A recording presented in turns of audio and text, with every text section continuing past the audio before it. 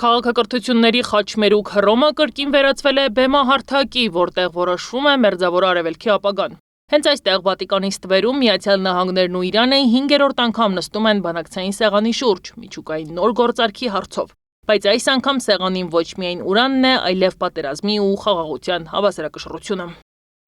Մենք գիտենք, որ կարմիր գծերն են երկու կողմերն էլ, այսինքն երկու կողմերն գծեր են, թե որոնք են իրենց կարմիր գծերը, եւ եթե շարունակվում է բանակցությունը, նշանակում է ինչ-որ բանակցությունների տեղ կա, երկու կողմերն էլ պատրաստ են բանակցել եւ երկու կողմերն էլ կարող են դիմացինին կարմիր գծերը հարգել եւ ընդունել։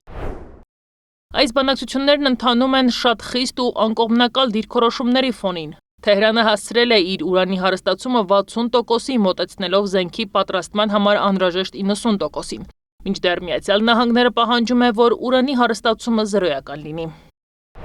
Ես գոնե լավատեսություն ունեմ, որ հնարավոր է ինչ-որ մի բանի հասնեն այս երկու պետությունները, որովհետև դրա ուղիղ ազդեցությունը նաև մեր վրա է լինելու, որովհետև Իրանը մեր հարևանն է, մեր բարեկամն է եւ մեր առևտրային խոշոր գործընկերներից մեկն է, եւ որքան շուտ նրա հարաբերությունները աշխարհից կարգավորվեն եւ նրա վրա իզուր զգան բոլոր պատժամիջոցները, այդքան բնակարար լավ կլինի նաև Հայաստանի Հանրապետության համար։ Միաժամանակ Միացյալ Նահանգները նոր պատժամիջոցներ է սահմանել Իրանի կառուցվածքային ոլորտի նկատմամբ, ինչն էլ ավելի է սրում իրավիճակը։ Հարց է ծագում, կկարողանան կողմերը փոխըմբռնման գալ, թե արդյոք լարվածությունը կհանգեցնի ռազմական բախման վտանգի։ Երկու կողմերն շատ հստակ հաշվարկում են, նաև մանալով Թրամփի բանակցային ոճը, կարող եմ ասել, որ նա սովորաբար բանակցությունների գնալուց առաջ իրավիճակը լարում է, հասցնում է ծայրահեղ լարված վիճակի, եւ բոլորը կարծում են, որ հեսա ինչ-որ ռազմական գործողություն, ռազմական օպերացիա է լինելու, բայց չէ, Թրամփը ճանապարհով չի գնում, Թրամփը պարզապես կարողանում է բանակցությունների սեղանի շուրջ բերել գործընկերոջը եւ նստել բանակցել։